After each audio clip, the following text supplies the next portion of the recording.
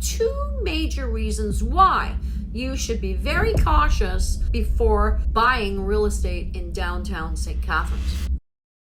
Hi, I'm Vanessa Wilson and welcome back to my channel. Whether you're thinking about moving to St. Catharines or just curious about the area, I'm here to help you make smart, confident decisions when it comes to real estate in general. And hey, make sure you watch till the end because I'll also share a few tips on how to still make a smart move here without falling into the common traps. Let's start with one of the biggest and most pressing concerns in downtown St. Catharines. It's facing some major challenges right now, particularly with drug use, homelessness, and mental health issues. To put it into perspective, even the mayor hasn't held back. He's described downtown as being dominated by drug abuse and homelessness. And sadly, that's not an exaggeration. Most cities are facing this. If you've spent any time walking through certain parts of downtown St. Catharines, here's what you might encounter: public drug use, intoxicated individuals, needles on the sidewalk, graffiti and vandalism. It's tough, especially if you're someone with a young family or thinking of opening a local business. It can really affect your sense of safety and comfort. It's not just about aesthetics either. These issues impact the day-to-day experience of living or working downtown St. Catharines. Parents hesitate to let their kids walk alone to school or to the park. So business owners have had to deal with loitering and vandalism. It can take a toll on community morale and deter new investments or residents from coming in. And just to be fair, this isn't just a St. Catharines issue. Cities all over Canada are dealing with similar problems. But it's important to know what's actually going on before making a move. Now, let's move on to the real estate side of things. Here's where it gets tricky. Yes, downtown St. Catharines has some of the most affordable homes in the Niagara region. Detached properties under $425,000. That's rare these days, but there's more to the story. Those lower prices often come with higher risks. And in real estate, knowing what areas to avoid is half the battle. Some of the streets you'll want to research thoroughly before making a decision include Gale Crescent, Division Street, Queenston Street, Oakdale Avenue, Calvin Street. Now, I'm not saying these areas are completely off limits.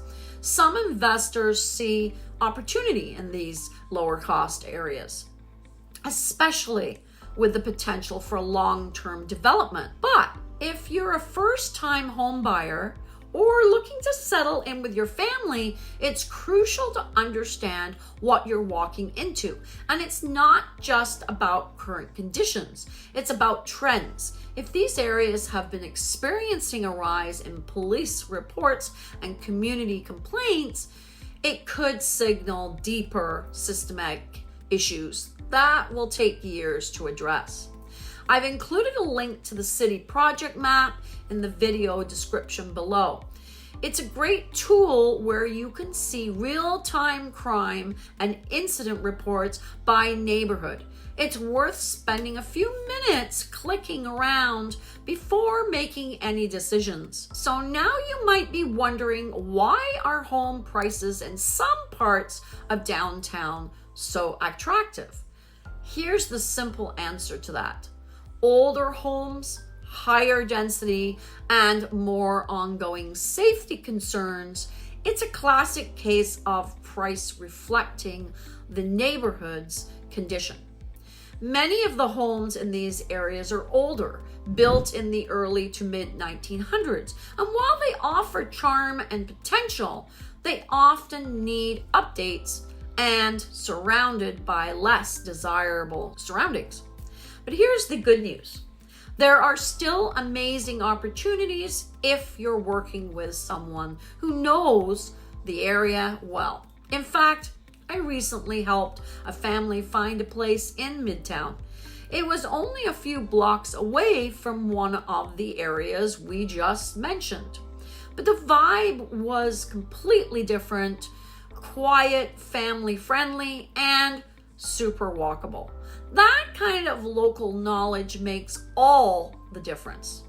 Other areas like the Hague neighborhood and parts of Glen Ridge also offer a nice balance of affordability and quality of life. They're close to downtown conveniences without being right in the middle of the issues. And if you're an investor, there might be long-term upside in certain pockets, especially as the city works on improving infrastructure and community services. But again, working with a local expert is essential so you're not flying blind.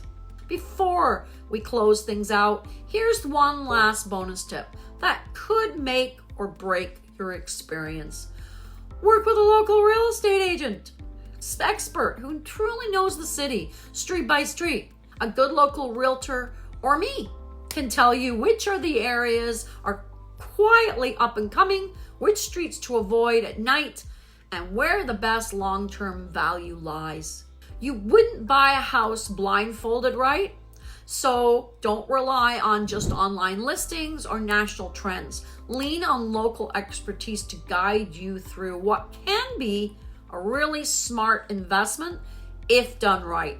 I hope this gave you a more honest and practical view of what's really happening on around here. If this video helped clarify those things for you, be sure to check out my other on the best 5 places to live in St. Catharines. You'll get to see which neighborhoods offer the lifestyle and investment potential you're really after. And hey, if you're thinking about making the move or just want more information, I'd love to help. Real estate doesn't always have to be in black and white. It's about making smart, informed decisions. And I'm here to help you do just that. Don't forget to like, subscribe, and tap that bell icon so you never miss a video packed with insider tips on life and real estate here in Niagara. Thanks for watching, and I'll see you in the next video.